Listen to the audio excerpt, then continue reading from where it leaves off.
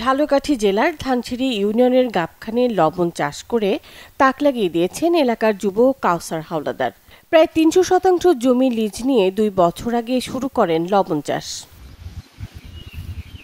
মাঠের মধ্যে পলিথিন বিছিয়ে লবণের মিল থেকে ফেলে দেওয়া কাদামাটি ও অভিনব পদ্ধতিতে নদীর পানি মিশিয়ে রোদ্রে শুকিয়ে বানানো হচ্ছে লবণ। এসব লবণ মূলত মাছের ঘের বা গবাদি পশুর খাবার হিসেবে বেশি ব্যবহার করা হয়। লবণগুলো রিফাইনিং করার পর যে কাদামাটিটা থাকে, ওই কাদামাটিটা আমরা টাকার বিনিময়ে কিনে আনি তাদের কাছ থেকে।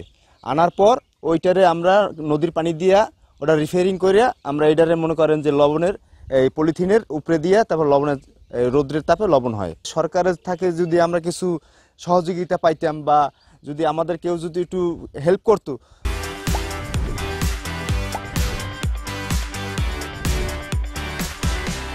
হ্যাঁ, তাহলে মনে করেন তো আমরা মনে করেন যে এটা ব্যবসাটা আরো আগাইতে পারতাম, আমরা কিছু লোক আরো বেশি খাটাইতে পারতাম। লবণের অবশিষ্ট যে কাদামাটিটা থাকে, কাদামাটিটা আমরা আনিয়া পানিতে গলাইয়া আমরা ২-৩ দিন পর এটা তোমার লবণ ওঠে।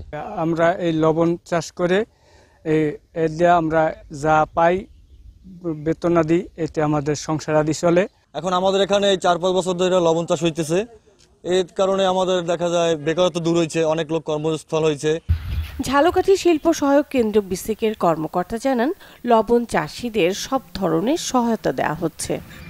এই লবণ স্থানীয় যে মৎস্য চাষ হয় সেখানে বিতরণ হয়, এছাড়াও লবণ মিলে আবার বিক্রয় হয়। এই লবণ শিল্পের সাথে যারা জড়িত তারা যদি বিসিকের সহায়তা চায় তাদেরকে আর্থিকভাবে এবং কারিগরিভাবে সহায়তা করা হবে। জেলার গাবগান ও চামটা এলাকায় প্রায় ৪ একর জমিতে এই লবণ চাষে শতাধিক লোকের কর্মসংস্থান হয়েছে। Desk report, channel 24।